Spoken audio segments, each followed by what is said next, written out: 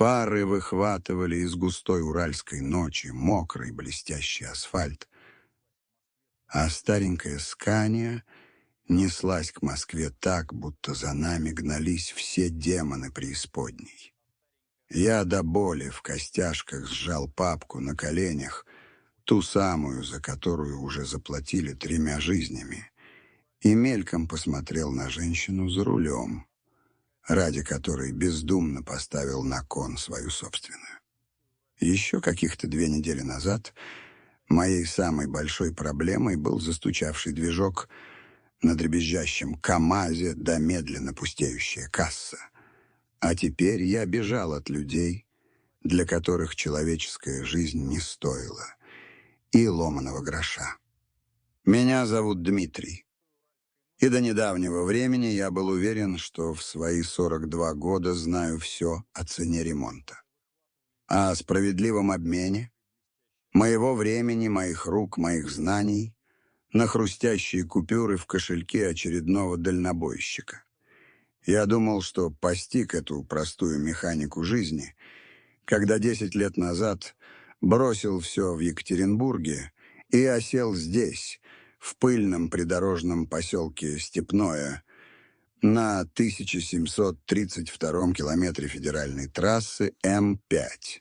Моя мастерская «Перекресток», большой, ладно скроенный ангар из серого металла, стала моей крепостью и моим изгнанием.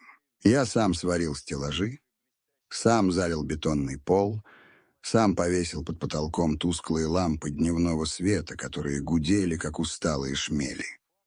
Здесь, среди запахов отработанного масла, горячего металла и дешевого табака, я находил свой порядок. Гаечные ключи висели на стене в строгом порядке от мала до велика, как солдаты на параде. Ветошь лежала в отдельной бочке, запчасти в подписанных коробках. Этот упорядоченный мир был моим способом сбежать от хаоса прошлого, от воспоминаний, которые даже спустя годы обжигали, стоило лишь на секунду ослабить хватку. Я жил один, говорил мало, работал много. Дни сливались в один бесконечный гул проносящихся мимо фур, в однообразную череду сломанных коробок передач, изношенных тормозных колодок и пробитых колес. Я думал, что так будет всегда. А потом в эту затхлую, предсказуемую реальность ворвался пронзительный вой и густое облако пара. Это было в четверг, в самый разгар полуденного зноя, когда асфальт плавился, а воздух дрожал, как натянутая струна. Я как раз заканчивал возиться со сцеплением на стареньком МАЗе, когда услышал этот звук. Тяжелая, видавшая виды Скания синего цвета, медленно вползла на площадку перед моей мастерской и замерла, испуская из-под решетки радиатора клубы белого пара, словно умирающий дракон. Дверь кабины с натужным скрипом открылась, и на землю спрыгнула она. Женщина. Молодая, лет 30, не больше. На ней был замасленный рабочий комбинезон, а темные волосы, выбиваясь из-под бейсболки, были небрежно собраны в хвост. Но я смотрел не на одежду. Я смотрел в ее глаза, пронзительно зеленые, как лесная чаща после дождя. И в этих глазах плескалось такое отчаяние, такая загнанная усталость, какую я видел только у людей, бегущих от чего-то страшного. Она подошла решительным, быстрым шагом, но я заметил, как едва заметно дрожат ее руки. «Здравствуйте». Голос у нее был низкий, с легкой хрипотцой. «Посмотрите, пожалуйста». «Кажется, радиатор. Встала посреди дороги и еле дотянула до вас». Я молча кивнул и подошел к капоту. Она не отходила. Стояла рядом, и я чувствовал ее напряжение. Оно почти вибрировало в горячем воздухе. Женщина то и дело бросала быстрые тревожные взгляды на дорогу, словно боялась увидеть там погоню.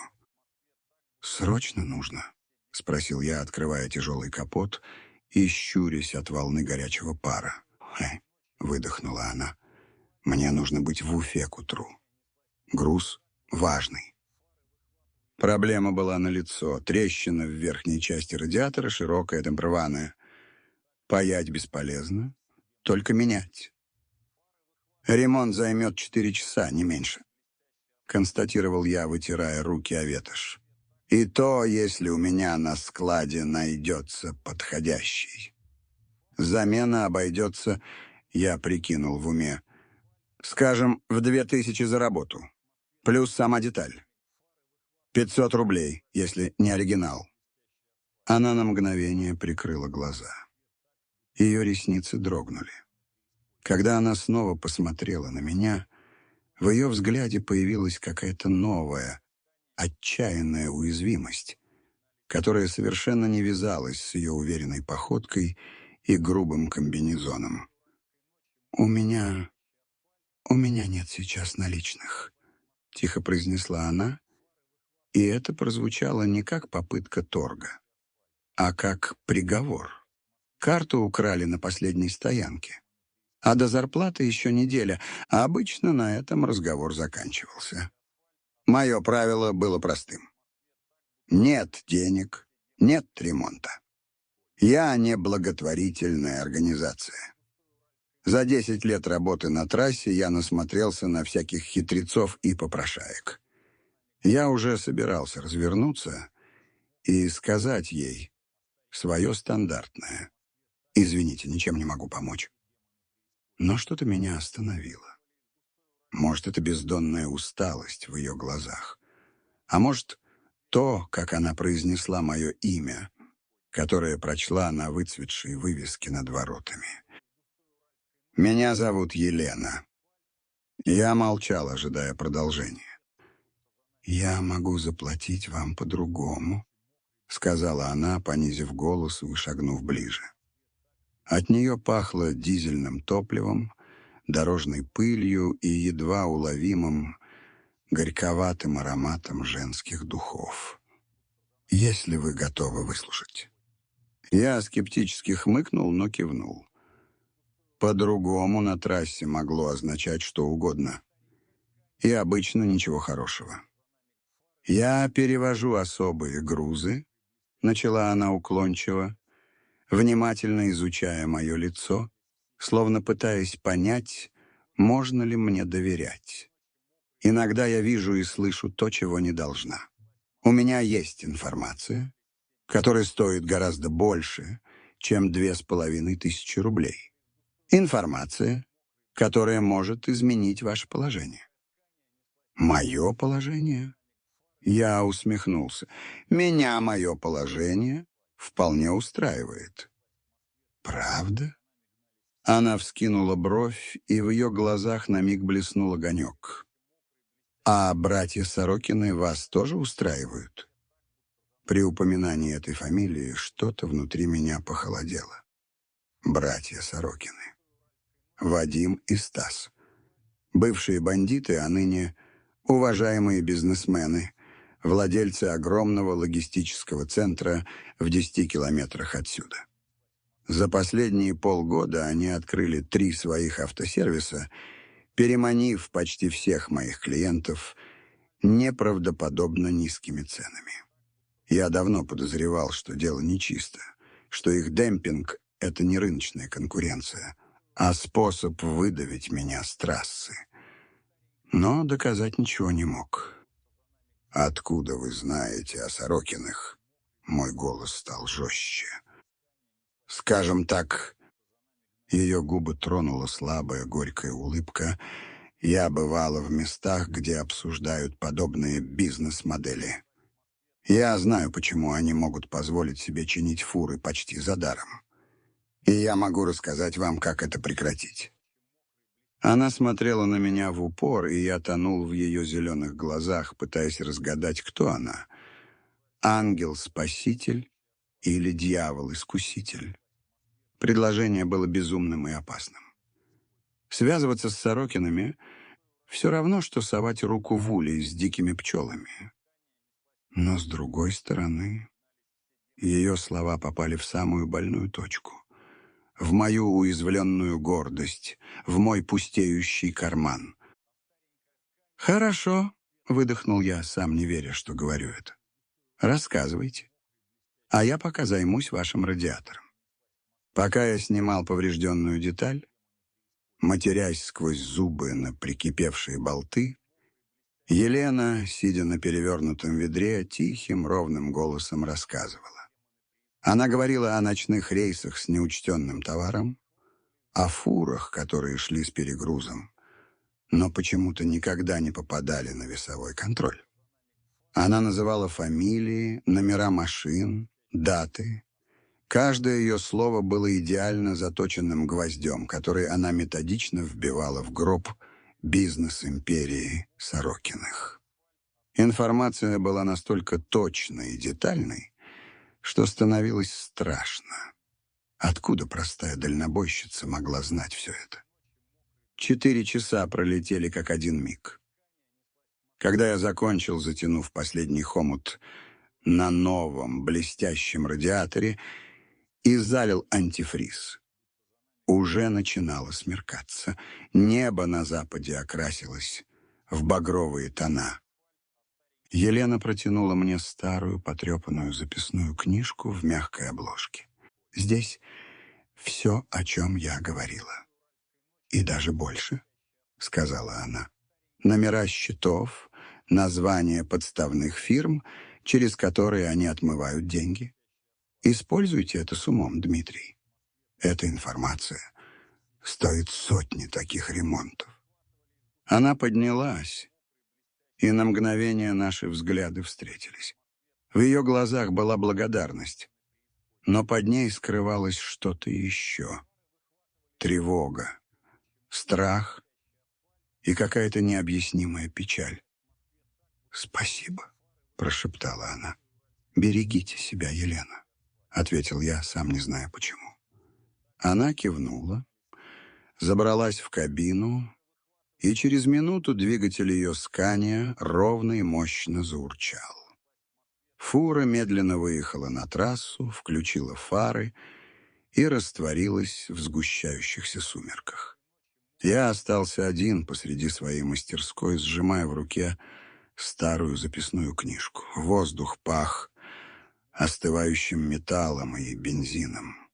Я смотрел в темноту, куда уехала таинственная женщина, и всем нутром чувствовал. Моя спокойная, упорядоченная жизнь только что дала трещину. И этот ремонт будет стоить мне гораздо дороже, чем я мог себе представить. После ее отъезда мастерская показалась мне пустой и гулкой, как брошенный храм. Записная книжка, которую я все еще держал в руке, была теплой от ее пальцев. Я запер ворота, включил единственную лампочку над своим рабочим столом и сел, отодвинув в сторону стопку заказ снарядов.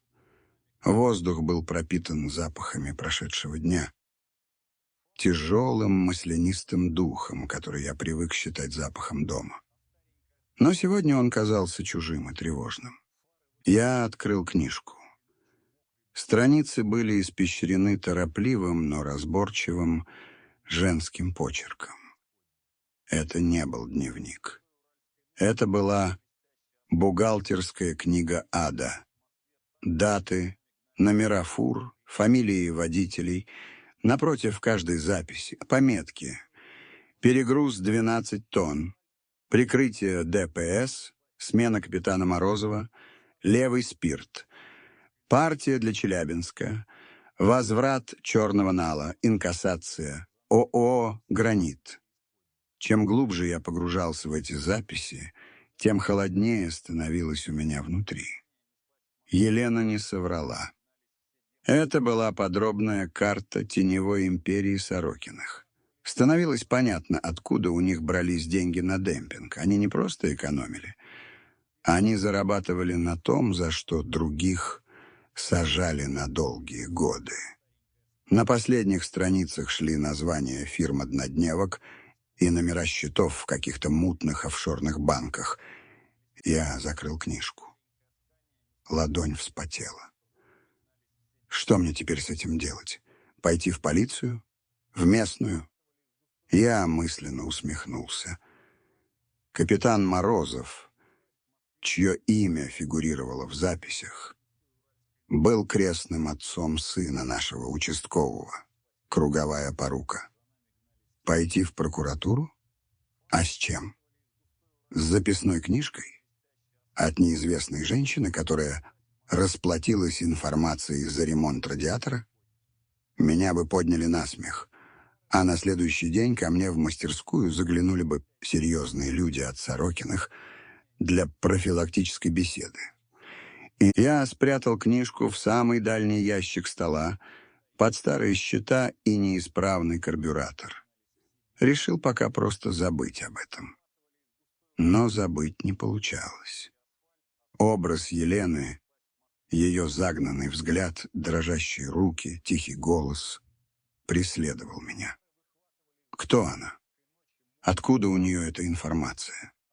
И почему она выбрала именно меня? Эти вопросы роились в голове, мешая спать.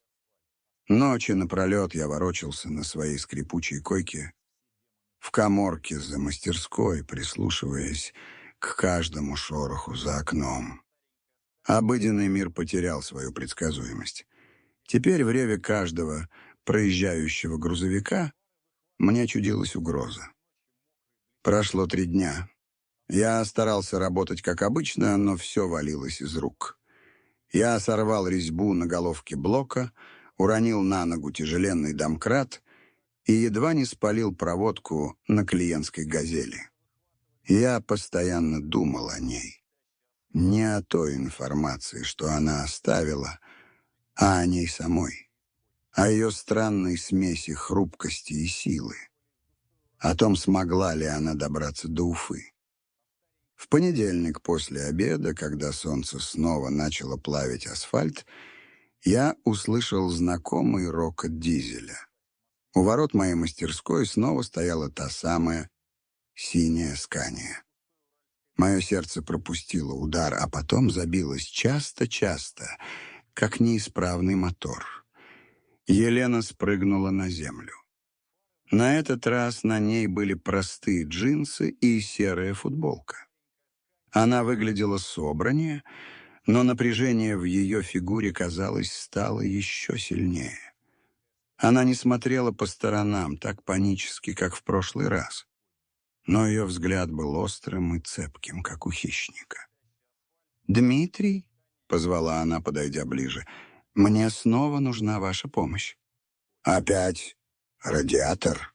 — попытался пошутить я, но голос прозвучал глухо. «Хуже?» — она не улыбнулась.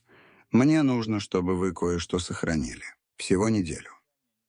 Она протянула мне тонкую картонную папку, перевязанную бечевкой. Я взял ее. Папка была легкой, но в моей руке она ощущалась тяжелой, как слиток свинца. «Что это?» — спросил я, хотя уже догадывался, что ничего хорошего. То, что дополнит записи в той книжке. Доказательства. Если со мной что-то случится за эту неделю, отнесите эту папку по адресу, который я вам напишу. Никому не отдавайте, никому, слышите? Ее голос дрогнул на последнем слове, и я снова увидел в ее глазах тот первобытный страх, который она так старательно прятала за маской решительности. «Елена, во что вы меня втягиваете?» — спросил я прямо. «Кто вы такая?» «Я тот, кто решил, что с него хватит», — твердо ответила она. «Пожалуйста, Дмитрий.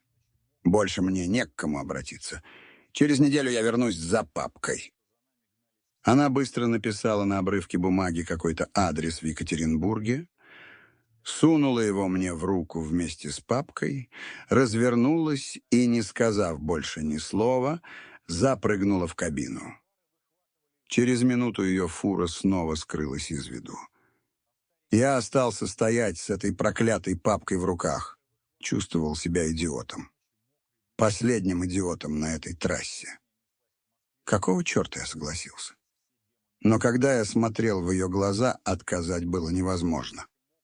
Я занес папку в мастерскую и, недолго думая, сунул ее в старый сейф, который достался мне от предыдущего владельца и который я использовал для хранения документов на мастерскую и небольшой заначки. Я даже не стал ее открывать. Меньше знаешь, крепче спишь. Но сон ко мне так и не пришел. А на следующий день они приехали. Это были двое. Они появились из ниоткуда на черной Тойоте Камри с тонированными стеклами. Остановились прямо у ворот. Оба в строгих темных костюмах, которые смотрелись нелепо в этой пыли и жаре. Короткие стрижки, внимательные, немигающие глаза. От них веяло властью и холодной угрозой. «Дмитрий Андреевич Соколов?» — спросил тот, что был повыше, демонстрируя мне краешек бордовой корочки с золотым тиснением. «Следователь по особо важным делам, областное управление СК». Я молча кивнул. «Нам нужно задать вам несколько вопросов», — продолжил он официальным безжизненным тоном. «К вам заезжала женщина. На синей фуре Скания». Мое нутро сжалось в ледяной комок. Я изо всех сил старался сохранить невозмутимое выражение лица. «Ко мне много кто заезжает», — пожал я плечами. «Работа такая». Второй, помоложе и пошире в плечах, достал из кармана телефон и показал мне фотографию. На снимке была Елена, но совсем другая. В элегантном черном платье с уложенными волосами и сдержанной улыбкой на губах. Она стояла в каком-то роскошном зале рядом с седовласым мужчиной в дорогом костюме. Это была не дальнобойщица. Это была светская львица. «Эту женщину видели?» — спросил младший. Я сделал вид, что напрягаю память. Кажется, была похожая. Пару дней назад радиатор потек. А что, она что-то натворила? Старший следователь убрал удостоверение. «Эта женщина, Дмитрий Андреевич, не та, за кого себя выдает. Ее настоящее имя — Марина Лебедева. Она дочь известного в определенных кругах авторитета, ныне покойного. И сейчас она является ключевым фигурантом в деле об отмывании денег в особо крупных размерах. Она опасна. И тот, кто ей помогает, совершает серьезное преступление». Каждое его слово било по мне, как удар молота. Марина Лебедева. Дочь авторитета. Отмывание денег. Все вставало на свои места и одновременно рушилось. «Она не вернется?» — спросил я, стараясь, чтобы мой голос звучал как можно более равнодушно. «Мы на это надеемся», — ответил старший, буравя меня взглядом. «Но если она все же появится или как-то выйдет на вас, вот мой номер. Позвоните немедленно. От этого может зависеть ваша безопасность. И, возможно, жизнь». Он протянул мне визитку. Я взял ее онемевшими пальцами. Они уехали так же внезапно, как и появились, оставив после себя облако пыли и звенящую тишину, полную невысказанных угроз. Я стоял посреди своей мастерской, и земля уходила у меня из-под ног. Меня обманули. Использовали. Сделали пешкой в чужой страшной игре. Вся моя симпатия к этой женщине, все сочувствие, все это рассыпалось в прах. Гнев и страх боролись во мне. Гнев на нее за ложь и страх за себя. Я подошел к сейфу, дрожащими руками набрал код и достал папку. Теперь я должен был ее открыть. Я должен был знать, во что вляпался. Я сорвал бечевку. Внутри были не просто бумаги, там были ксерокопии банковских переводов на миллионы долларов, уходящих на Кипр и Виргинские острова, списки офшорных компаний, зарегистрированных на подставных лиц, и фотографии. Целая стопка фотографий. На них были братья Сорокины в компании людей в полицейской форме, в том числе и того самого капитана Морозова. Были снимки, где они жали руки каким-то важным чиновникам из областной администрации. А на последней фотографии я увидел одного из тех следователей, что только что уехали от меня. Он сидел за одним столом с Сорокинами в каком-то ресторане и широко улыбался. Я выронил фотографии из рук. Они веером разлетелись по замасленному верстаку. Меня не просто втянули в игру. Меня пытались сделать ее частью, заставить сыграть на стороне тех, кто хотел похоронить эту правду. И теперь эта правда, обжигающая, смертельно опасная, лежала в моих руках. Следующие 2 дня превратились в пытку. Я запер ворота мастерской под предлогом «учет на складе» и сидел внутри, как зверь в клетке. Сон не шел. Я снова и снова перебирал в голове обрывки информации. Елена, она же Марина Лебедева. Дочь криминального авторитета. Беглянка. Лгунья. И в то же время женщина, чей загнанный взгляд не выходил у меня из головы. А с другой стороны следователи, один из которых ужинал с бандитами. Кто говорил правду? А была ли она вообще в этой истории? Я был на грани того, чтобы сжечь эту проклятую папку вместе с записной книжкой, залить пепел отработкой и навсегда забыть о синей Скания и ее зеленоглазой хозяйке. Но что-то меня останавливало. Образ той фотографии, следователя, за одним столом с Сорокинами, въелся в память. Это была не просто встреча. Это было застолье друзей. И друзьям не задают лишних вопросов. К вечеру среды я дошел до ручки.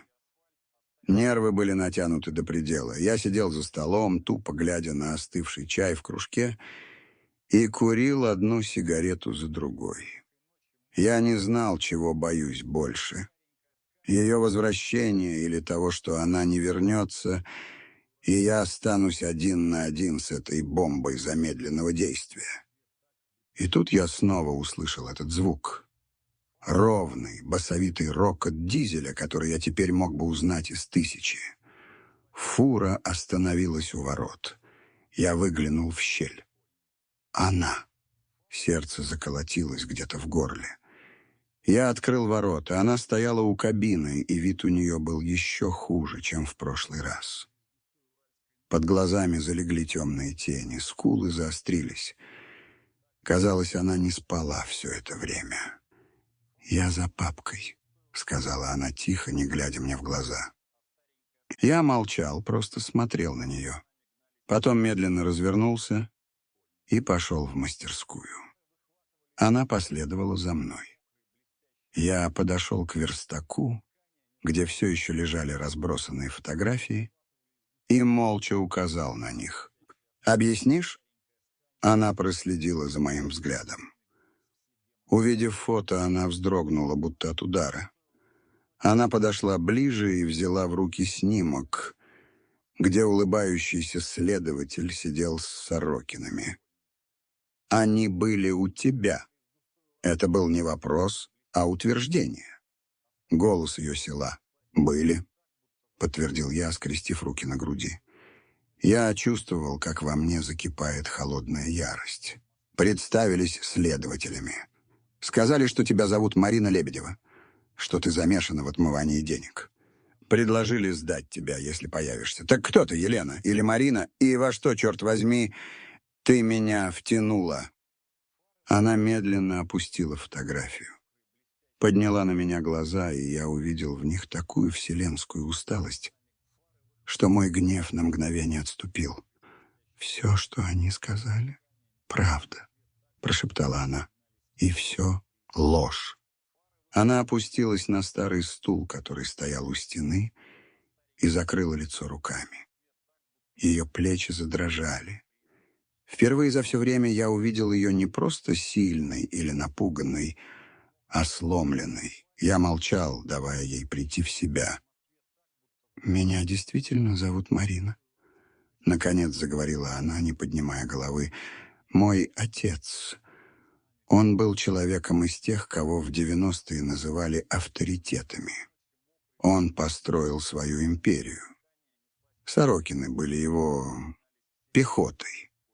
После его смерти 10 лет назад все перешло к моему дяде, его брату, а я была умной девочкой.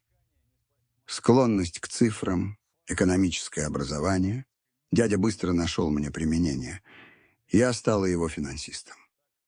Проводила деньги через эти фирмы. Она кивнула на папку. Я была частью этого.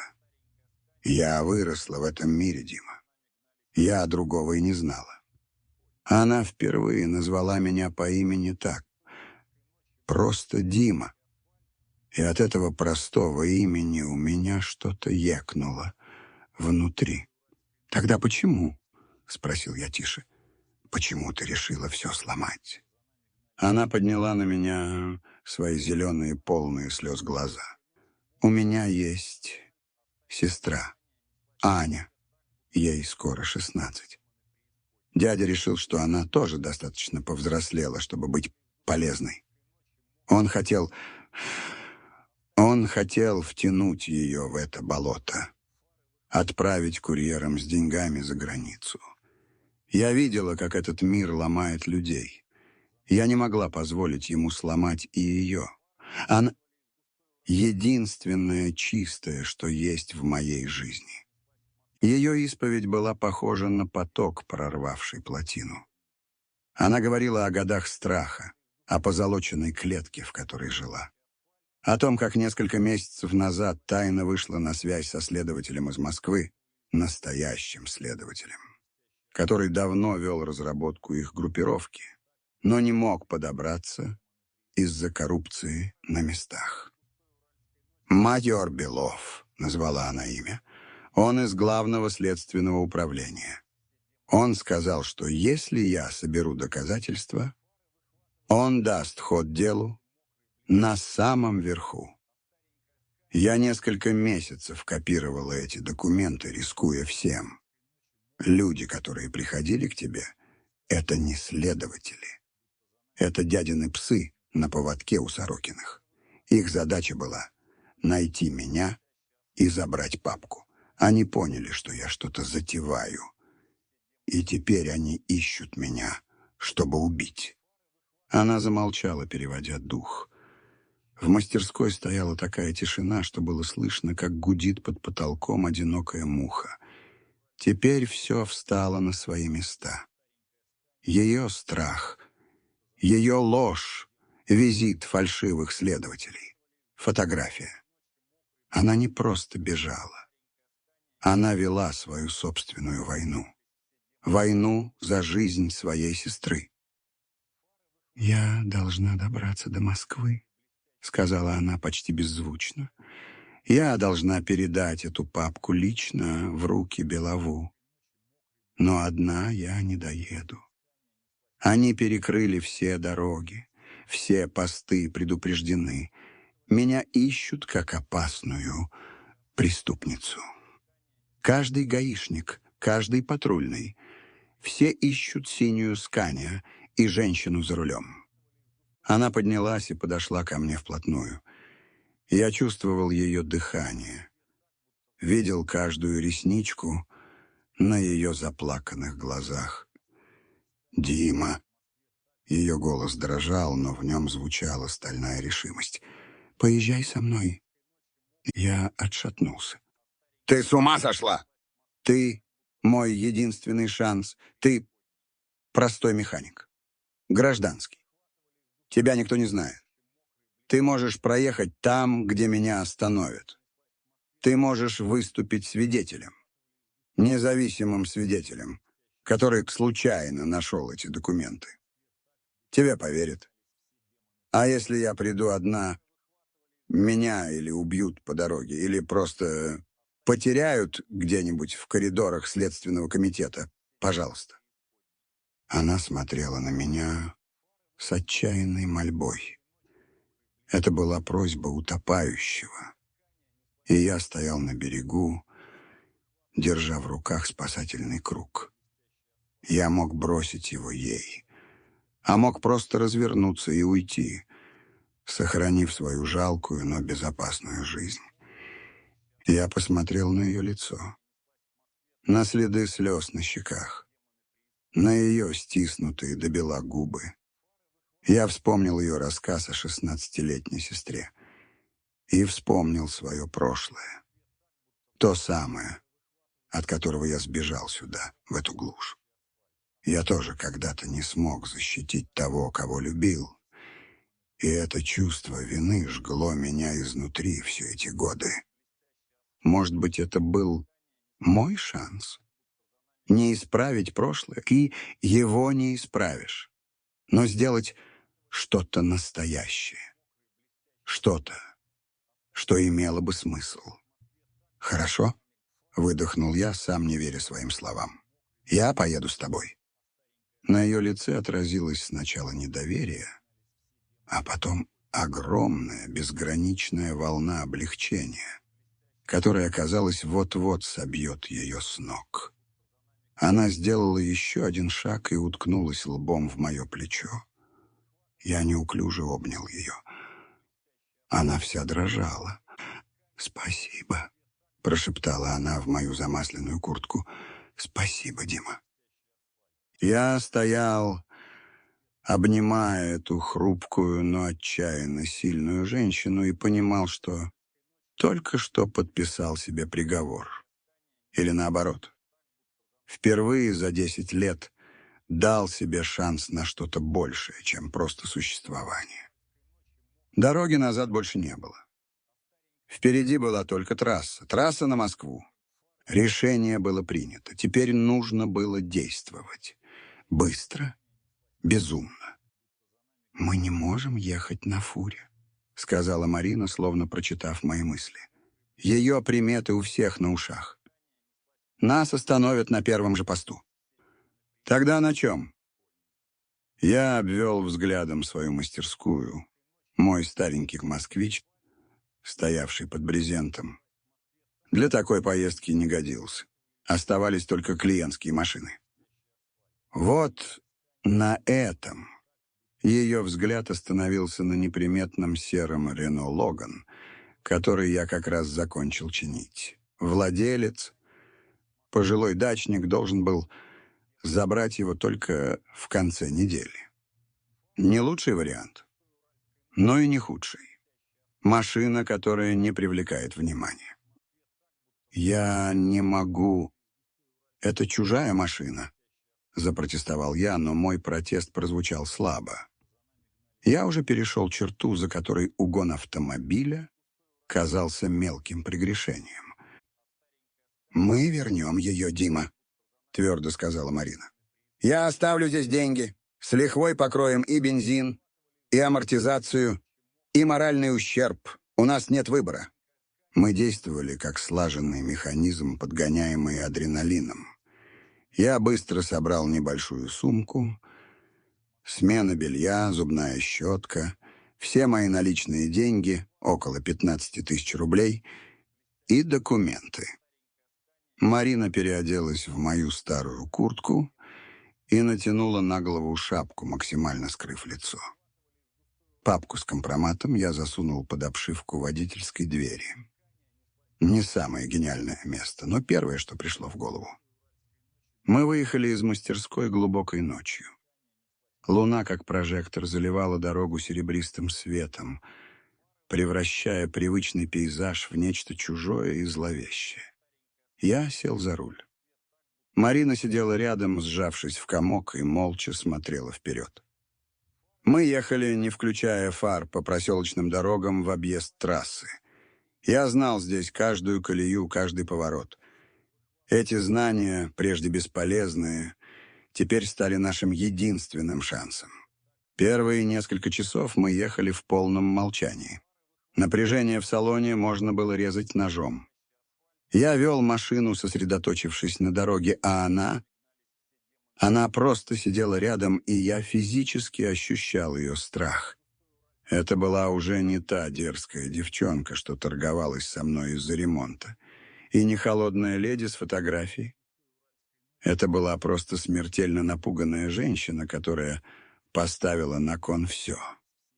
Когда мы, наконец, выехали на менее оживленную федеральную трассу где-то в Башкирии, начал светать. Серый промозглый рассвет неохотно пробивался сквозь плотные облака. «Нам нужно остановиться», — проговорила она, — «купить еды и воды, и тебе нужно отдохнуть». Мы заехали на первую попавшуюся заправку с небольшим кафе. Пока я заливал бензин, она сходила в магазин. Вернулась с пакетом, в котором были бутылки с водой, несколько пачек печенья и дешевые сосиски в тесте.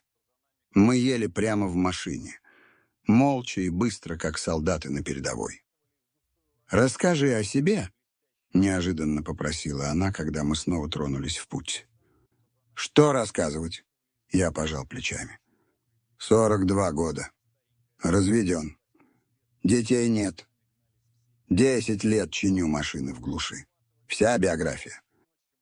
Почему ты уехал из Екатеринбурга? Ее вопрос был прямым, без обиняков. Она умела докапываться до сути. Я долго молчал, глядя на убегающую под колеса серую ленту дороги. Я никому не рассказывал об этом. Ни единой душе за все 10 лет. Но ей почему-то захотелось рассказать. У меня была жена и дочь, Аленка. Ей было 7 лет. Мой голос охрип. Мы возвращались с дачи. Я был за рулем. Навстречу вылетел пьяный урод на джипе, лобовое. Он даже не затормозил. Я очнулся в больнице. Переломы, сотрясения. А их не стало. Обеих. Я замолчал, чувствуя, как к горлу подкатывает знакомый комок. Того урода отмазали. У него отец какой-то шишкой в городе был. Сказали, я сам выехал навстречку. Меня сделали виноватым в смерти моей семьи. Я не стал бороться. Не было сил. Просто продал все и уехал. Куда глаза глядят? Чтобы ничто не напоминало. Марина молчала. А потом я почувствовал, как ее теплая ладонь осторожно легла на мою руку, лежавшую на рычаге переключения передач. Она ничего не сказала. Но в этом простом прикосновении было больше сочувствия и понимания, чем во всех словах, что я слышал за последние годы. И я впервые за долгое время не почувствовал себя одиноким в своем горе. Дорога тянулась бесконечно. Мы менялись за рулем каждые несколько часов. Ночевали в дешевых придорожных мотелях, где пахло сыростью и безнадегой, регистрируясь под вымышленными фамилиями. Мы почти не разговаривали, но между нами росло что-то новое, невысказанное. Какое-то родство душ, обожженных потерями и загнанных в угол. Я ловил себя на том, что постоянно смотрю на нее. На то, как она сосредоточенно ведет машину. Как морщит лоб, изучая карту в телефоне. Как спит, свернувшись калачиком на пассажирском сиденье, и во сне ее лицо теряет свою жесткость, становится почти детским. И я понимал, что она стала для меня кем-то большим, чем просто случайная попутчица. Напряжение не отпускало ни на минуту. На подъезде к Самаре мы заметили хвост. Черная приора без номеров висела за нами несколько десятков километров. «Они нас нашли», — прошептала Марина, ее лицо стало пепельным. «Держись», — процедил я и резко свернул с трассы на какую-то разбитую дорогу, ведущую в дачный поселок. Я гнал по ухабам, поднимая тучи пыли. Приора не отставала. Впереди показался железнодорожный переезд. Шлагбаум начал опускаться. «Быстрее!» — крикнула Марина. Я вдавил педаль в пол. Логан взревел. Мы проскочили буквально за секунду до того, как шлагбаум опустился. Приора осталась по ту сторону рельсов. Я видел в зеркале заднего вида, как из нее выскочили двое, и в бессильной ярости смотрели нам вслед.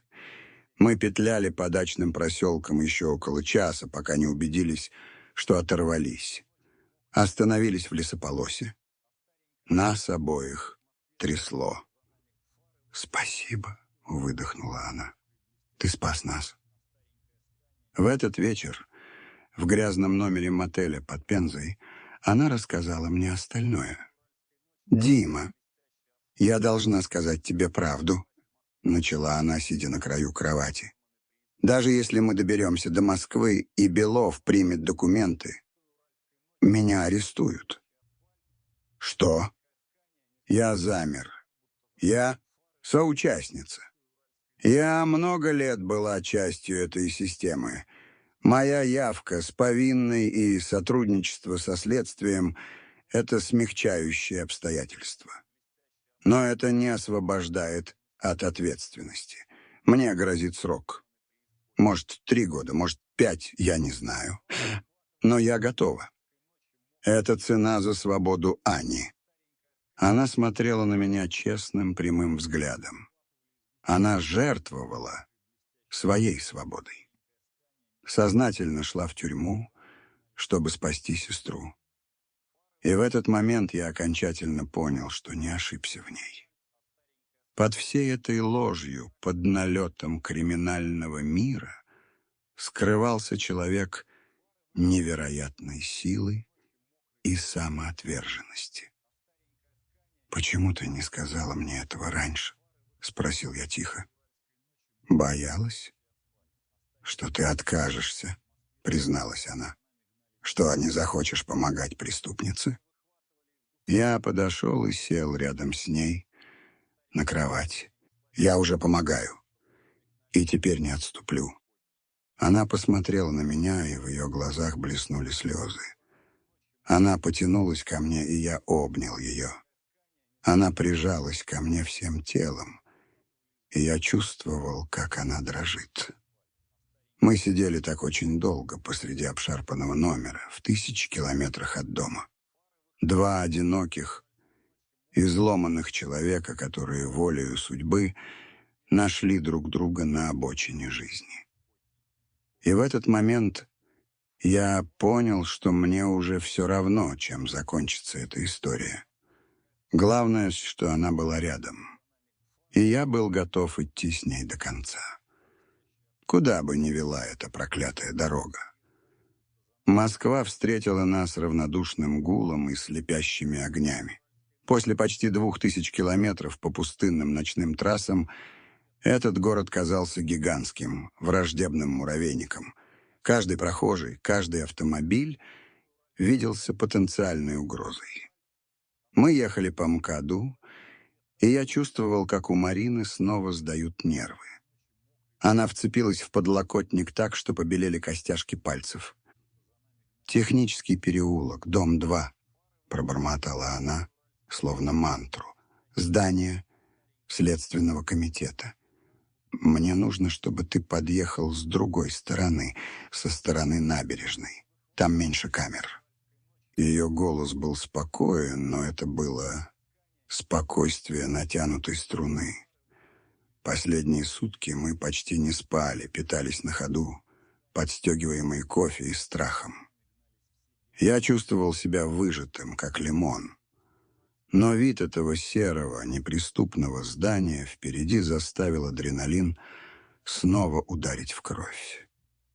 Мы остановились в тихом переулке, в паре кварталов от цели. «Вот и все», — сказала Марина, глядя на массивное здание. «Конец дороги». «Ты уверена в этом, Белове?» — спросил я в последний раз. «Уверена, что это не ловушка?» «Не уверена», — честно ответила она. «Но это мой единственный шанс». «И Анин?» Она повернулась ко мне. В полумраке салона ее глаза оказались огромными и темными. «Дима, слушай внимательно. План такой. Я иду первая, прямо к главному входу. Привлекаю все внимание на себя. Ты ждешь ровно 10 минут. Потом заходишь через приемную для граждан. Говоришь, что ты по личному вопросу хочешь сделать заявление, что нашел папку с документами у себя в области и решил привезти ее в Москву, потому что не доверяешь местным властям. Ни слова обо мне, ни намека на то, что мы знакомы. Ты просто сознательный гражданин. Понял? Я кивнул. План был прост и безумен одновременно. «После того, как отдашь папку и дашь показания, уходи оттуда», — продолжала она. «Не жди меня. Возвращайся домой. Машину брось где-нибудь здесь, ее потом заберут». «Я не брошу тебя», — твердо сказал я. «Ты должен». Ее голос стал стальным. «Если со мной что-то пойдет не так, если это окажется ловушкой, ты не должен быть рядом. Ты мой свидетель. И пока ты на свободе, у них будут проблемы. Обещай мне, что уйдешь». Я смотрел в ее глаза и видел там не просьбу, а приказ. Она снова защищала меня. Даже сейчас, в шаге от неизвестности. «Обещаю», — выдавил я. Она коротко кивнула. Потом подалась вперед и быстро, почти невесомо коснулась губами моих губ. Это был не поцелуй страсти. Это был поцелуй прощания. Соленый от слез, горький от страха. «Спасибо тебе за все, Дима», — прошептала она. «Ты хороший человек». И прежде чем я успел что-то ответить, она открыла дверь и вышла из машины. Я смотрел ей вслед. Маленькая хрупкая фигурка в моей старой куртке решительно шагала к огромному зданию, которое могло стать для нее спасением или эшафотом. Она не оглянулась. Я запустил на телефоне секундомер 10 минут. Самые долгие 10 минут в моей жизни. Стрелка ползла по циферблату с мучительной медлительностью. Когда на экране высветилось 10:00, я выдохнул, достал из-под обшивки папку и вышел из машины. Ноги были ватными. В приемной сидела уставшая женщина в полицейской форме. «Мне нужно сделать заявление», — сказал я, стараясь, чтобы голос не дрожал. «Я нашел документы, которые могут иметь отношение к коррупции». Она смерила меня скучающим взглядом, но слова «коррупция» и «документы» сделали свое дело.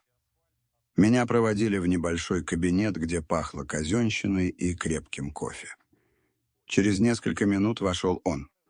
Мужчина лет 50 с усталым, но умным лицом и пронзительными серыми глазами. «Майор Белов», — представился он. «Вы Дмитрий Соколов? Говорят, у вас для меня что-то интересное». Я протянул ему папку. Он молча взял ее и начал листать. Я видел, как меняется выражение его лица. Сначала сдержанное любопытство, потом крайняя сосредоточенность и, наконец, плохо скрываемое удовлетворение. «Откуда у вас это?» — спросил он, не поднимая глаз от бумаг. И я начал рассказывать свою легенду, что нашел папку на обочине недалеко от своей мастерской, что открыл, ужаснулся и, не доверяя местным, решил ехать в Москву. Я говорил спокойно и убедительно, как учила меня Марина.